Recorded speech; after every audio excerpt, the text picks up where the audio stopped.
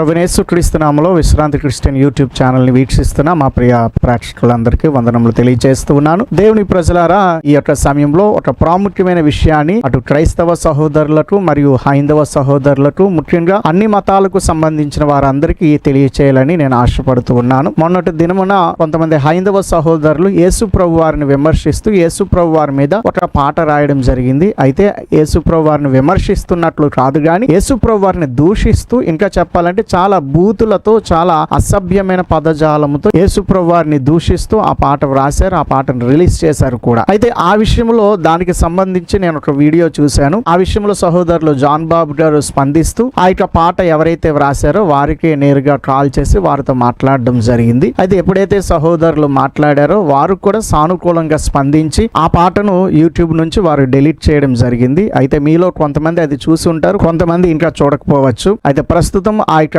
పాటను ఆ ఛానల్లో డిలీట్ చేయడం జరిగింది. అయితే ఆ పాటను డిలీట్ చేయించే విషయంలో సహోదరులు జాన్ బాబు గారు వారితో మాట్లాడిన విధానం గాని, వారికి తెలియచేసిన విషయాన్ని గాని నేను వినినప్పుడు చాలా సంతోషించాను. చాలా మృదువుగా వారితో మాట్లాడి ఆ పాట వలన క్రైస్తవ సమాజం ఎంత గాయపరచబడతాదో, ఆ పాటలో ఎన్ని అసభ్యమైన మాటలు ఉన్నాయో, ఆ పాట క్రైస్తవ సమాజాన్ని గాయపరుస్తుంది. అంతేకాకుండా అనేక అబద్ధాలతో కూడిన పాట అని ఆ పాట యొక్క అసలు విషయాన్ని సహోదరులు జాన్ బాబు గారు తెలియచేసినప్పుడు, అవతల ఆ పాట రాసిన వారు, ఆ పాటను రిలీజ్ చేసిన వారు కూడా చాలా సానుకూలంగా స్పందించి ఆ పాటను యూట్యూబ్ లో నుంచి డిలీట్ చేయడం జరిగింది. ఆ పాటను డిలీట్ చేయించే విషయంలో సహోదరులు జాన్ బాబు గారు తీసుకున్న పాత్రను బట్టి, ఆయన వ్యవహరించిన విధానం బట్టి కూడా నేను ఆయనకు ఎంతగానో అభినందనలు తెలియజేస్తూ ఉన్నాను. ఆయనకు ప్రభునామంలో వందనాలు తెలియజేస్తూ ఉన్నాను. క్రీస్తు విజయం అనే మన ఛానల్కి స్వాగతం, సుస్వాగతం.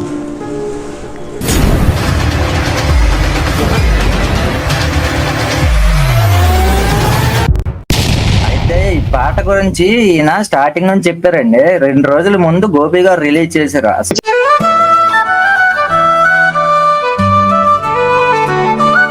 ఇదే ఇదే యేసు వంశం, దేవునికి స్తోత్రం, హల్లెలూయా హల్లెలూయా యేసయ్యా. ఇదే ఇదే యేసు వంశం, దేవునికి స్తోత్రం, హల్లెలూయా హల్లెలూయా యేసయ్యా. కాదండి, మరుగుదొడ్డి గారు నన్ను బెదిరియాలని చూస్తే అసలు నేను నిజాన్ని 20 సార్ జాన్ బాబు గారు, కొంచెం నమస్కారం అండి. జాన్ బాబు గారు, గోపి గారు నమస్తే అండి. సార్ ఇప్పుడు మీరు నాకు ఒక సమస్య, ఒక నిమిషం అండి, మీరు నాకు ఒక సమస్య చెప్పారు, పాట అభ్యంతరకరంగా ఉందని. మీరు చెప్పినమ్మంటే మీ మీద గౌరవంతో అన్ని మీ వాళ్ళందరికీ చెప్పాను. చెప్తే ప్రైవేట్ మోడ్ లో పెట్టేసామండి ప్రస్తుతానికి. అసలు ఆ పాటలో ఏం తప్పు ఉంది, మీకు అభ్యంతరం ఒకసారి ఎక్స్ప్లెయిన్ చేయండి సార్. మా వాళ్ళంతా సైలెంట్ గా ఉంటారు, మాట్లాడండి సార్.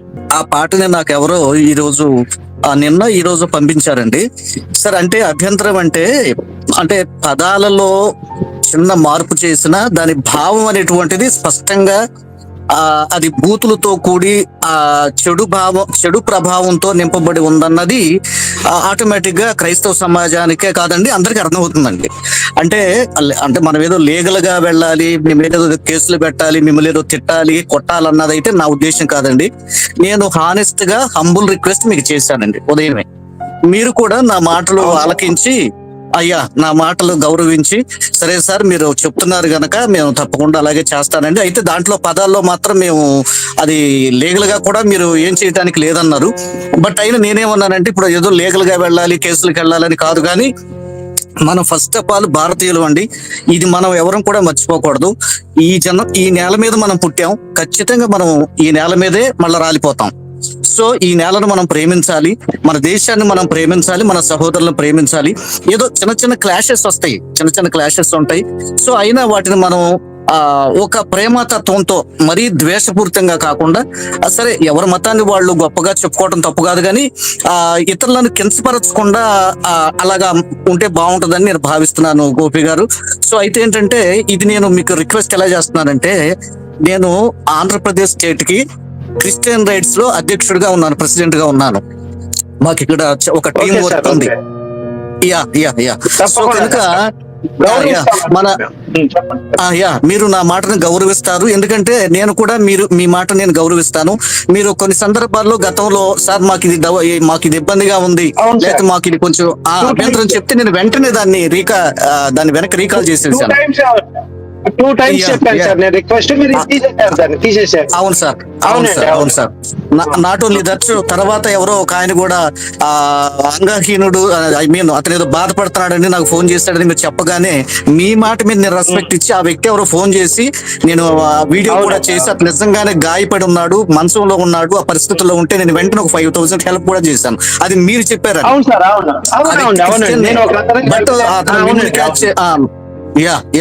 సో కనుక నేను మన సోదరులందరికీ నేను నా హంబుల్ రిక్వెస్ట్ ఏంటంటే ఈ విషయంలో దయచేసి, అంటే సరే మీరు లీగల్ గా అయితే మీరు ఏమైనా చేసుకోండి అన్నా మీరు అనొచ్చు, బట్ కానీ అట్లా నేను ఆ ప్రాసెస్ వైపు చూడలేదు. కేవలం నా సోదరులుగా నేను భావించి నా మాట వింటారు, రెస్పెక్ట్ ఇస్తారు, మీరంతా కూడా ఖచ్చితంగా నన్ను గౌరవిస్తారని నేను ఇప్పుడు ఎంటర్ అయ్యానండి. సో ఈ మాటలు మరి క్రైస్తవ సోదరులు కూడా వింటున్నారు. సో నేనేంటంటే దయచేసి నా యొక్క రిక్వెస్ట్ ఏంటంటే దాన్ని డిలీట్ చేయండి. దానివల్ల మనోభావాలు బాగా ఏమన్నా నేను వినగానే నాకు అంటే మీ పదాలు కాదు, నాకు ఇలా బూతు పదాలు కానీ అర్థమైందండి. తర్వాత మీరు చెప్పారు కాదండి అక్కడ అక్షరం ఇలా ఉంటది, అక్కడ అక్షరం ఇలా ఉంటదని. సరే ఎనీవే అది బైబిల్కి విరుద్ధంగా ఉందని అంటే ఇప్పుడు ఏదో నాలో ఉంటారు ఒక 100 మంది బయటకు వచ్చి మాట్లాడతారేమోనండి. క్రైస్తవులు చాలా మంది బయటకు రాకుండానే ఉంటారు. వాళ్ళు మనసు గాయపడుతుందండి, చాలా బాధపడతారండి, హృదయంలో కృంగిపోతారండి, ఏడుస్తారండి ఆ మాటలు వింటే. నేను వారి పక్షంగా నేను సవినయంగా నేను మిమ్మల్ని రిక్వెస్ట్ చేస్తాను, మీ అందరిని కూడా ఆ పాట ఏ ఛానల్లో ఉందో దయచేసి అందరూ కూడా దాన్ని ప్లీజ్ డిలీట్ చేయండి. ఇది నా హంబుల్ రిక్వెస్ట్. తప్పకుండా జాన్ బాబు గారు, నేను మీకు మాట ఇస్తున్నానండి. అంటే మాకు తెలిసిన ఛానల్ అన్నింటిలో కూడా నేను తీపిచ్చాను ఆల్రెడీ. అసలు ఏ ఛానల్ మాకు సంబంధించిన ఛానల్స్ ఎక్కడా పెట్టవండి ఇంకా. ఎందుకంటే ఇలాంటి పాటలు కూడా ఇంకొక పాటలు కూడా రాయమండి. ఇంకా మాట ఇస్తున్నాను మీకు, ఇలాంటి పాటలు కూడా మా ఛానల్ నుంచి కానీ అంటే మా మిత్రుల ఛానల్ అందరినీ చెప్పలేదు, కొంతమంది మా మిత్రులు అందరూ వాళ్ళ ఛానల్ నుంచి కానీ ఇలాంటి పాటలు రావు. మీ మనోభావాలు ఖచ్చితంగా నేను గౌరవిస్తానండి. మీరంటే చాలా అదే నా మీద కేసులు పెడతానని ఇంకొకటి అంటే నేను ఖచ్చితంగా 20 పాటలు రాసేవాడు. లీగల్ అనే మళ్ళీ ఇల్లీగల్ రాయనండి, నేను లీగల్ గానే రాస్తాను. మీరు చక్కగా మమ్మల్ని గౌరవించారు, నేను మిమ్మల్ని గౌరవిస్తాను. ఇక ముందర ఇలాంటి పాటలు రాకుండా నా ఛానల్ నుంచి కానీ మా తరఫున ఛానల్స్ కానీ కొన్నిటి కానీ నేను హామీ ఇస్తాను మీకు. ఇది సార్ నేను చెప్పదలుచుకుంది. అట్లా thank you sir, thank you. అక్కడ నాకు తెలిసిన వాళ్ళు ఎవరైనా ఉన్నారా లైన్ లో? నాకు ఇంతకు ముందు మన గురువు గారు ఉన్నారండి, డాక్టర్ భాస్కర్ రాజు గారు ఉన్నారండి, పోతే మన ఆశ్లేష గారు ఉన్నారు, కాపరి గారు ఉన్నారు, పోతే కాపరి గారు, భాస్కర్ రాజు గారు, కిరణాస్త్రం గాని అభిమన్యు గారు కిరణాస్త్రంలో ఆయన కిరణాస్త్రం ఉన్నారండి, కిరణాస్త్రం గారు ఉన్నారు. అయ్యా మీ అందరికి కూడా నేను నా హృదయపూర్వకంగా నేను నమస్కారాలు తెలియజేసుకుంటున్నానండి. సో కనుక నేను కూడా మాక్సిమం నా వంతు నేనైతే ఎక్కడ మనోభావాలు దెబ్బతినేటట్టుగా మాక్సిమం నేను మాట్లాడండి ఎక్కడ నా ఫ్లోలో తొలితే తప్ప. సో కాబట్టి నేను ఒక క్రిస్టియన్ రైట్స్ అధ్యక్షునిగా మీకు నా రిక్వెస్ట్ ని మీ దగ్గర తెచ్చానండి. నా హంబుల్ రిక్వెస్ట్ కూడా స్వీకరించి మీరు ఇంత గౌరవించి మీరు కూడా నేను పెట్టనండి అసలు రాయనన్నారంటే నేను చాలా సంతోషపడుతున్నాను సార్. మళ్ళీ ఇదే స్టేజ్ మీద మీకు మళ్ళీ నా హంబుల్ రిక్వెస్ట్ సార్. ఎందుకంటే నేను నా ప్రభు చెప్పింది ఏంటంటే చిన్న మాట అండి, అసలు ఇలాంటి పాటలు రాయిద్దని మాకు ఇచ్చిన సలహా ఎవరో తెలుసా అండి? మా గురువు భాస్కర్ రాజు గారు అండి. భాస్కర్ రాజు గారు చెప్పాడు ఇలాంటి అసలు రాయొద్దు, ఇది మంచి పద్ధతి కాదని చెప్పాడండి. అందుకే ఖచ్చితంగా మా గురువు గారి మాటలు మేము గౌరవించి ఇంకా పాటలు రాయం ఇట్లాంటివి. సరేనండి, భాస్కర్ రాజు గారికి నేను సభాముఖంగా థ్యాంక్స్ చెప్పుకుంటున్నాను. రైట్ అండి. తర్వాత గోపి గారు సరే అంటే కొంతమంది ఏమన్నా ఓర్చుకోలేక ఏదన్నా గబగబ గట్టిగా మాట్లాడేస్తారు క్రైస్తవుల్లో కూడా. సరే అయితే నేనేంటంటే మా వాళ్ళందరి పక్షంగా నేను సారీ చెప్పడానికి సిద్ధంగా ఉన్నాను, దేనికైనా సిద్ధంగా ఉన్నాను. యేసు ప్రభు కోసం కాళ్ళు పట్టుకోమన్నా కాళ్ళు పట్టుకుంటాను. అంటే యేసు ప్రభు నా యేసై కోసం నేను ఎంతైనా తగ్గించుకుంటాను చెప్తున్నానండి. పర్వాలేదు. నేను చెప్పేది ఏంటంటే దయచేసి మీ లైవ్ లో కూడా లేదంటే ఏదో ఎప్పుడన్నా మీకు ఫోన్ కాల్స్ వచ్చినా ప్లీజ్ అంటే బూతులతో ఆ ప్రభువుని కానీ మరియమ్మ తల్లిని కానీ ద్వేషించబాకండి ప్లీజ్.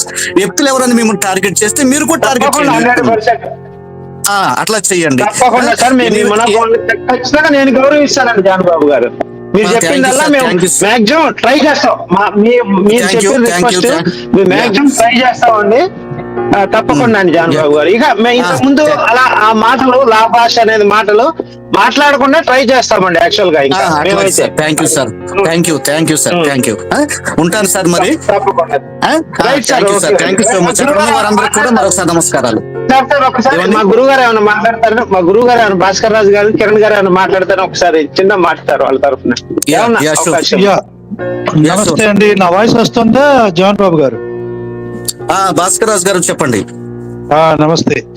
అదేనండి, నేను మేమందరం ఫ్రెండ్సే, చిన్న పెద్ద ఏం లేదు మాకు. మేము ఒక గ్రూప్ గా పనిచేస్తాం.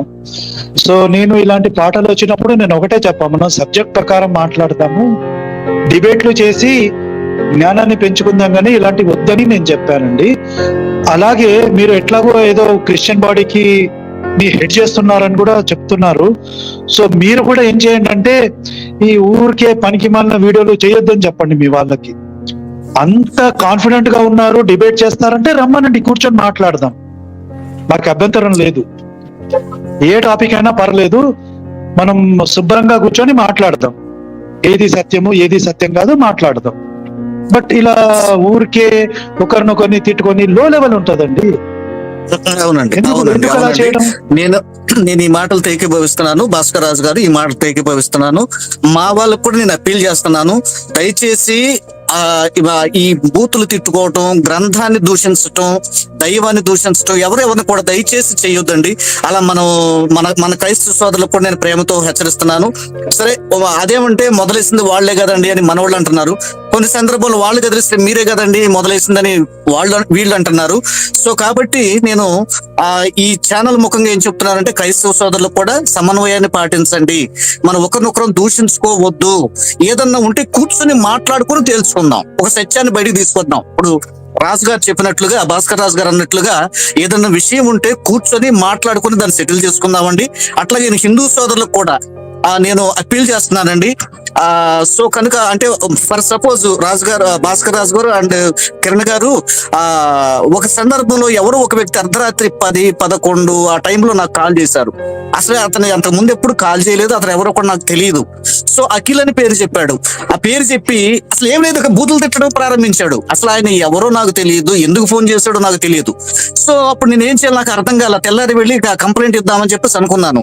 కానీ మళ్ళీ నేను వద్దులే, ఇట్లా చేస్తే మళ్ళీ వాళ్ళకి మనకి తేడా ఉందిలే, పోనీలే, ఆయన తెలుసో తెలియకో అలా అన్నాడులే అని నేను నేను స్వాగతిస్తున్నా. ఈ మాటల్లో భాస్కర్ రాజు గారు మీరు చెప్పిన ఈ మాటలు నేను స్వాగతిస్తున్నానండి. ఇంకెవరైనా మాట్లాడాలనుకుంటే మాట్లాడండి. సార్ ఒక్క నిమిషం. జాన్ బాబు గారు నమస్తే అండి, నేను శివాజీ మాట్లాడుతున్నాను.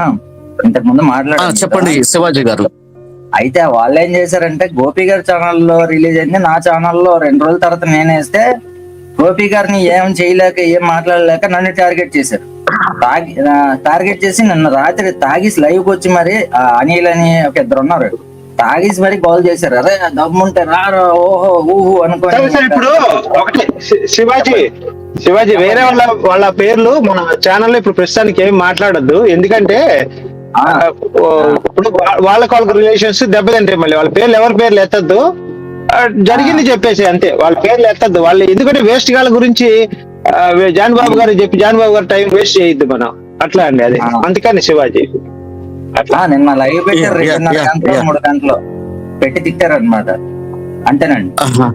సరే, నేను శివాజీ గారు, నేనైతే ఒక మీడియేటర్ లాగా నన్ను వాడుకోండి. అంటే క్రైస్తవ్యానికి హిందుత్వానికి బంధుత్వం కలపాలి అన్నటువంటి తత్వం కలిగిన వాడిని నేను. అది విద్వేషం పెంచాలని నేను కోరుకోను. మా సోదరులు ఒక్కొక్కసారి మా సోదరులు ఎవరైనా తప్పు చేసినా నేను ఖండించిన వీడియోలు ఉన్నాయండి. అట్లాగే మన హిందుత్వంతో కూడా ఏదైనా విషయాలు వస్తే విషయపరంగా నేను విభేదిస్తాను తప్ప, సిద్ధాంతపరంగా వాదిస్తాను తప్ప, స్నేహపూర్వకంగా నేను చాలా స్నేహంగా ఉంటానండి హిందూ సోదరులతో. ఇంకా ఖచ్చితంగా చెప్పాలంటే నాకు హిందుత్వంతో బంధుత్వం ఉంది. నాకు హైందవ ఫ్రెండ్స్ ఉన్నారు, హైందవులో నాకు ఆప్త మిత్రులు ఉన్నారు. ఇప్పటికి కూడా వాళ్ళు ఇది స్వామీజీ ఆ అయ్యప్ప స్వామి మాలలు వేసుకొని ఇట్లా చేసినా కూడా నన్ను ఫ్రెండ్లీగా నన్ను పిలుచుకొని నాతో ప్రేమగా మాట్లాడుకుంటాం మేము. సో అది వేరే విషయం అండి. కనుక నేను మొదటి నుంచి కూడా నా తత్వం వేరండి. నేనేంటంటే ప్రేమను చూపించాలి. యేసు ప్రభు చెప్పిందంటే మాటల్లో కాదు క్రియల్లో చూపించాలనుకునే వ్యక్తిని. దీనివల్ల నేను మా క్రైస్తవులు కూడా కొంతమందికి శత్రువునయ్యాను. మీరు కరుణాకర్ దగ్గర కూర్చుంటే మేమెంత ఫ్రెండ్లీగా ఉంటాం అందరూ. ఒకవేళ ఈ మాటలు మా క్రైస్తవ సోదరులు కూడా వింటారు. నేను ఫ్రెండ్లీగానే ఉంటాను. లలిత్ గారు ఉన్నారు, నాతో ఫ్రెండ్లీగా ఉంటారు. మేము అక్కడ అంత అరుచుకున్నామండి. మీరు చూసారో లేదో, సెకండ్ డే ఎంత నాకు తెలియకుండా నేనే ఏంటో అంత గట్టిగా అరిచేసాను. అరిసినా మళ్ళీ మేమిద్దరం ఫ్రెండ్లీగా ఒకే సీట్ లో కూర్చుని మళ్ళీ భోజనం చేసాం. లలిత్ గారు నేను స్నేహం దెబ్బతినకుండా సిద్ధాంత పరంగా విభేదించుకున్నాం. That's all. అందరూ చూసిన వాళ్ళు ఏమనుకున్నారంటే అమ్మో ఏదో ఇంకీళ్ళు జన్మ. నిజం చెప్పమంటారా, మాకు మధ్యవర్తిగా ఆయన ఎవరో భరతవర్ష సంథింగ్ ఆయన ప్రసాద్ గారు సంథింగ్ ఆయన వచ్చారు, డిఎస్పీ అనుకుంటాను, శివప్రసాద్ గారు. ఆయన మేము అసలు ఎడాపెడా ఉంటాం అనుకుని మీ ఇద్దరు ఒక సీట్ లో కూర్చుంటే ఆయన చూసి ఆశ్చర్యపు ఇదేంటి ఇట్ట కలిసిపోయారు మళ్ళీ అంటున్నాడు భోజనం దగ్గర. ఏమండి అది సిద్ధాంత పరంగా మేము విభేదించుకున్నాం. జాన్ బాబు వచ్చేటరికి మీరు కరుణాకర్ గారితో డిబేట్లు చేయాలి సార్, నేను కోరుకుంటున్నా. ఎందుకంటే మీరు కరుణాకర్ గారు స్నేహభావంగా చేస్తున్న డిబేట్లు కూడా క్రైస్తవ హిందూ సమాజాలందరికీ ఒక కనులిప్పు కావాలి నా కోరిక అండి. ఇలా అందరూ డిబేట్ చేసుకుంటే చక్కగా వెళ్ళిపోదాం తప్పితే నువ్వు కూర్చొని నీ ఛానల్ ఒక ఛానల్ ఆయన ఉంటాడంటే కూర్చొని తొడలు కొడతా ఉంటాడు, తొడలు కదిలిపోయేదా కొడతా ఉంటాడు. ఎందుకు కొడతాడో తెలియదు, ఎవరికి తెలియదు. తొడలు కొట్టి క్లోజ్ చేసుకుంటాడు. అలా కాదండి, నేను కోరుకునేది డిబేట్లు చేద్దాం రండి, కూర్చుందాం, మాట్లాడుకుందాం స్నేహపూర్వకంగా. నువ్వు అక్కడ కూర్చొని నువ్వు తిట్టి, ఇక్కడ కూర్చొని నేను తిట్టి, దీనివల్ల ఎవరికి సార్ ఉపయోగం, సమాజానికి ఏం ఉపయోగం అండి? జనబాబు గారు ఆలోచించండి, మీరు కూర్చొని మాట్లాడుకుందాం రండి. కూర్చొని ఇప్పుడు నాకు అభ్యంతరం ఉందా, నాకు అభ్యంతరం ఉంది, కూర్చొని మాట్లాడు. నువ్వు 10 నిమిషాలు తొడలు కొట్టుకొని క్లోజ్ అయిపోయి లైవ్ అయిపోయిన తర్వాత ఇంటికి వెళ్ళి అమ్మకు ఫోన్ చేసి పడుకొని నిద్రపోతాడు. అది కాదండి, మీరు చేస్తుంది కూడా మంచి చర్చ చేశారండి, చాలా బాగుంది. మీరు కరుణాకర్ గారితో చేసిన చర్చ నిజాలు బయట గోపి గారు యాక్చువల్ గా ముస్లిం సోదరులు కూడా నాకు ఫోన్ చేసి మీరు తీసుకున్న నిర్ణయం చాలా మంచిది, మీరు ఒక వంతెనలాగా కడుతున్నారండి, దాన్ని మనవాళ్ళే కూల్చేస్తున్నట్టుగా ఏదో వెనక మాట్లాడారు అన్నారు.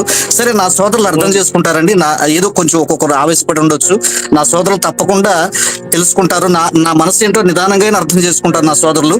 నేను నా సోదరులను నిందించట్లేదండి, క్రైస్తవ సోదరులు ఎవరిని కూడా. సరే, నా మీద చెడ్డగా వీడియోలు పెట్టినా, వాళ్ళు విమర్శించినా నేను వాళ్ళు ప్రేమిస్తాను, దేవుడే చూసుకుంటాడు. అయితే మీరు అన్నట్టుగానే మరలా తిరిగి ఈ నెలలోనే మళ్ళా కరుణాకర్ నేను కలుసుకోబోతున్నాను. దానికి తగ్గ ఏర్పాట్లు చేస్తున్నాం. మరొకటిసారి ఆయన నేనే. అలాగే జాన్ బాబు గారు మాట్లాడినప్పుడు అవతల నుంచి సానుకూలంగా స్పందించిన హైందవ సహోదరులకు కూడా ప్రభునామంలో వందనాలు తెలియజేస్తూ ఉన్నాను. అయితే ఇక్కడ అందరికీ నేను తెలియజేసే విషయం ఏమిటంటే, వేరు వేరు మతములలో ఉన్నవారు కాబట్టి వేరు వేరు సిద్ధాంత భేదాలు ఉంటాయి కనుక ఈ యొక్క సిద్ధాంత భేదాల విషయమై సానుకూలంగా ప్రేమపూర్వకంగా కూర్చొని చర్చించడము, లేకపోతే ఆ అవతల వారి విశ్వాసం పట్ల ఏవైతే అభ్యంతరాలు ఉన్నాయో ఆ యొక్క అభ్యంతరాలను తెలియజేస్తున్నప్పుడు కూడా ప్రేమపూర్వకంగా మంచిగా మాట్లాడుతూ, ఇదిగో పలానా కారణం, పలానా లోపం, పలానా అవిధేయత, పలానా అభ్యంతరం మాకు మీ గ్రంథంలో కనబడుతుంది అని ఈ రీతిగా మంచిగా మాట్లాడి వీడియోలు చేయడం వలన అవతల వారు కూడా స్పందించడానికి అవకాశం ఉంటుంది, కూర్చొని మాట్లాడడానికి అవకాశం ఉంటుంది. ఆ వీడియో చూస్తున్న వారికి కూడా ఆలోచన వస్తుంది, ఆ వీడియో చూసిన వారికి కూడా ఆలోచన కలుగుతుంది, అనేక మంది కూడా చూడడానికి అవకాశం ఉంటది. జ్ఞానులైన వారు, విఘ్నులైన వారు ఆ యొక్క వీడియో చూడడానికి అవకాశం ఉంటది. తద్వారా ప్రేమపూర్వకంగా చర్చించుకునే అవకాశం ఉంటది. అంతేగాని అవతల వారి విశ్వాసంలో మనకున్న అభ్యంతరాలను తెలియజేస్తున్నప్పుడు దూషణ మాటలు గాని, లేకపోతే అసభ్యమైన పదజాలాలు గాని, లేకపోతే బూతులు గాని మాట్లాడితే అది అవతల వారిని నేరుగా గాయపరుస్తుంది. తద్వారా అవతల వారు అసలు ఆ వీడియోను గాని, అక్కడ మీరు చెబుతున్న విషయాన్ని గాని వినే అవకాశమే ఉండదు. ఇంకెప్పుడు వారు ఆలోచిస్తారు?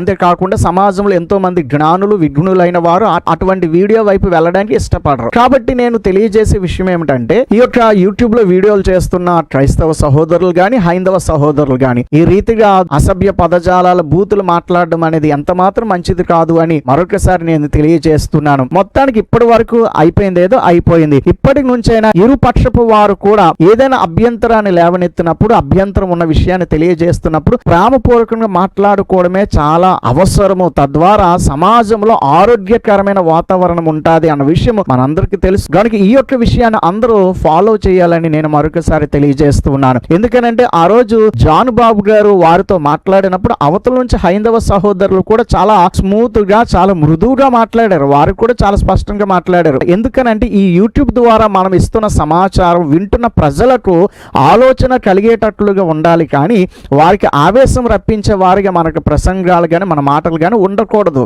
రీసెంట్ గా జరిగిన జరిగిన డిబేట్ లో కూడా నేను కరుణాకర్ గారికి, లలిత్ కుమార్ గారికి ఇదే విషయాలు చెప్పాను. ఈ రీతిగా ప్రేమపూర్వకంగా మనం చర్చలు చేసుకోవడం చాలా అవసరం. తద్వారా సమాజంలో ఒక ఆరోగ్యకరమైన వాతావరణం ఉంటది. తద్వారా సమాజంలో ఏది సత్యమో ప్రజలు తెలుసుకోవడానికి అవకాశం ఉంటది. ఒకవేళ హైందవ ధర్మంలో ఉన్న విషయాలు సత్యమైన వారికి తెలిస్తే హైందవ ధర్మంలోనికి కొంతమంది వెళ్ళిపోతారు, లేదా క్రైస్తవంలో ఉన్నదే సత్యమని తెలిస్తే క్రైస్తవంలోనికి కొంతమంది వస్తారు. గనుక వారు స్వేచ్ఛగా ఆలోచించుకునే అవకాశం ఉండాలి అని అంటే మనం ప్రేమపూర్వకంగా చర్చించుకోవాలి. ఆరోగ్యకరమైన వాతావరణాన్ని ఇరు పక్షాల మధ్య ఏర్పాటు చేయాలన్న విషయాన్ని నేను వారితో కూడా మాట్లాడడం జరిగింది. వారు కూడా చాలా సానుకూలంగా స్పందించారు. అయితే పాస్ట్ ఈజ్ పాస్ట్, అయిపోయింది ఏదో అయిపోయింది. ఇప్పుడు నుంచైనా హైందవ సహోదరులారా దయచేసి గమనించండి. బైబిల్లో క్రైస్తవంలో మీకు కనబడుతున్న అభ్యంతరాలను సానుకూలంగా ప్రశ్నించండి. తార్కికంగా మీ యొక్క ప్రశ్నలను లేవనెత్తండి. వాటికి క్రైస్తవ సమాజం ఎల్లప్పుడూ కూడా సమాధానం చెప్పడానికి సిద్ధంగానే ఉంది. కానీ ఈ మధ్య చూసినట్లయితే చాలా మంది మరియమ్మను, యేసు ప్రభువుని ఇష్టానుసారంగా బూతులు తిట్టే పరిస్థితులు చూస్తున్నాం. అది ఎంత మాత్రం మంచిది కాదు. స్త్రీలను గౌరవించడము మన భారతదేశ సాంప్రదాయమని మనం చెప్పుకుంటున్నాం. కాబట్టి ఎదుట ఉన్న స్త్రీలను మనం తల్లితో భావించాలని సాంప్రదాయంలో ఉన్నాము గనుక చాలా సాంప్రదాయబద్ధంగా మాట్లాడడం అలవాటు చేసుకుందాము. మొన్నటి దినమున జరిగిన డిబేట్ లో రాముల వారిని గౌరవిస్తూనే రాముడి పట్ల నాకు గౌరవం ఉంది అన్న విషయాన్ని తెలియజేస్తూనే ఆ గ్రంథములో ఆ యొక్క రామాయణము ఏదైతే రామాయణం ఆ రోజు డిబేట్ కి వారు తెలియజేశారు, ఆ రామాయణంలో రాముడి కోసం రాముడు ఏ రీతిగా స్పందించారో ఆ విషయాలే చదివి వినిపించాం. ఆ వినిపిస్తున్నప్పుడు కూడా దానికి ఒక్కటి యాడ్ చేయలేదు, అక్కడున్న దానికి వేరేదేమి కల్పించలేదు. అక్కడున్నది వివరిస్తున్నప్పుడు కూడా రాముడి పట్ల మాకు గౌరవం ఉంది, గౌరవంతో ఈ విషయాలు తెలియజేస్తున్నామని చాలా మృదువుగా మాట్లాడడం జరిగింది. అంతేగాని రాముడిని దూషించడం గాని లేకపోతే అసభ్య పదజాలం వాడడం గాని ఎక్కడ చేయలేదు. ఎప్పటికి కూడా ఆ రీతిగా చేయము కూడా. ఎందుకనంటే దేవుడు మనకు నోరిచ్చాడు, దేవుడు మనకు మెదడిచ్చాడు, బ్రెయిన్ ఇచ్చాడు. కాబట్టి ఆలోచిద్దాం, తార్కికంగా మాట్లాడదాం. తద్వారా మన ఆలోచనలను ఇతరులతో పంచుకున్నప్పుడు సమాజం కూడా ఆలోచిస్తుంది. ఏది సత్యం వారు గ్రహిస్తారు, దాన్ని వారికి ఏది సత్యం అనిపిస్తే అందులోనికి వారు వెళ్తారు. కాబట్టి ఇటు హైందవ సమాజానికి ఇటు క్రైస్తవ సమాజంలో ఉన్న వారందరికీ నేను తెలియజేసే విషయము సానుకూలంగా, ప్రేమపూర్వకంగా, తార్కికంగా ఆలోచన కలిగించే వారిగా మాట్లాడదాము. ఆ రీతిగా మాట్లాడటం వలన మన తెలుగు ప్రజలు, తెలుగు సమాజం ఆరోగ్యకరమైన వాతావరణంలో తెలుగు సమాజం ముందుకు వెళ్తాది అన్న విషయాన్ని మరొకసారి తెలియజేస్తున్నాను. అంతేకాకుండా యేసు ప్రభు వారి మీద ఆ రీతిగా బూతు పాటలు రాయడము ఎంత మాత్రం మంచిది కాదన్న విషయాన్ని మరొకసారి తెలియజేస్తున్నాను. అంతేకాదు ఆ పాట అలా రాయడం తప్పు అన్న విషయం ఆ యొక్క సహోదరులు కూడా ఆ ఆడియోలో, ఆ వీడియోలో వారు మాట్లాడడం జరిగింది. ఇక మీదట ఇటువంటి చెయ్యమని కూడా వారు కూడా ఎంత మంచిగా స్పందించారు. ఈ విషయంలో మాట్లాడి వారిని కన్విన్స్ చేసి వారికి అర్థమయ్యేటట్లుగా వారితో మృదువుగా మాట్లాడిన ఆ సహోదరులు జాన్ బాబు గారికి మరొకసారి నేను వందనాలు తెలియజేస్తున్నాను. ముఖ్యంగా క్రైస్తవ సమాజం, క్రైస్తవ సేవకులారా గమనించండి. బైబిల్లో ప్రభువైన యేసు మనకు తెలియజేసిన విషయం ప్రేమతో సత్యం చెప్పమన్నాడు. అంతేకాకుండా హేతువుడికి ప్రతి వారికి సాత్వికముతో సమాధానం చెప్పమన్నారు. సో మనకి ఈ యొక్క రూల్స్ చాలా స్పష్టంగా బైబిల్ తెలియజేస్తుంది. ప్రేమతో సత్యం చెప్పాలి, రెండవదిగా సాత్వికముతో మనము సమాధానం చెప్పాలి. అంతేకాదు ఒకవేళ అవతల వారు ఆవేశానికి గురి అయితే మనం ఆవేశానికి గురి కాకూడదు. ఎందుకంటే క్రీస్తును కలిగిన వారం అని చెప్పుకుంటున్న మనము ఖచ్చితంగా ఆలోచన కలిగించే మాటలు మాట్లాడాలి తప్ప ఎంత మాత్రం ఆవేశపడకూడదు, ఎంత మాత్రం దూషించకూడదు. మృదువైన మాట క్రోధమును చల్లార్చును అనే మాట రాయబడింది. కాబట్టి మృదువుగా మాట్లాడదాం, స్మూత్గా మాట్లాడదాం. సో తద్వారా వారి గ్రంథాల్లో ఉన్న ఆ యొక్క లోపాలను ఎత్తి చూపించుదాం, అది కూడా మృదువుగా. సో ఈ రీతిగా మాట్లాడటం వలన మనం సహోదరులను సంపాదించుకుంటాం. ఈ రీతిగా మాట్లాడటం వలన సమాజానికి ఆరోగ్యకరమైన ఆలోచనలను కలిగించే వారిగా మనం ఉంటాము. అందుచేత మన ప్రసంగము, మన మాటలు, మన తెలియజేసే అభ్యంతరాలు కూడా అవతల వారికి ఆలోచన కలిగించేటట్లుగా ఉండాలి తప్ప వారికి ఆవేశం కలిగించేటట్లుగా ఉండకూడదని మరొకసారి తెలియజేస్తూ ఉన్నాను. ముఖ్యంగా జాన్ బాబు గారికి కూడా నా ప్రత్యేకమైన వందనాలు తెలియజేస్తూ నా మాటలు ముగిస్తూ ఉన్నాను. అంతేకాదు ఈ రకమైన ప్రేమపూర్వకమైన చర్చలు రానున్న దినాలు ఇంకా అనేకమైనవి జరుగుతాయని కూడా నేను ఆశిస్తూ ఉన్నాను. దేవుడు అట్టి కృప మన తెలుగు ప్రజల మధ్య, హైందవ క్రైస్తవ నాయకుల మధ్య దేవుడు కలిగించునుగాక. May God bless you. Praise the Lord. మన తెలుగు ప్రజలందరి కొరకు ప్రత్యేకంగా ప్రార్థిస్తున్నాం అని చెప్పడానికి నేను సంతోషిస్తున్నాను. ఓకే అండి, God bless you. Once again మీ అందరికీ వందనాలు.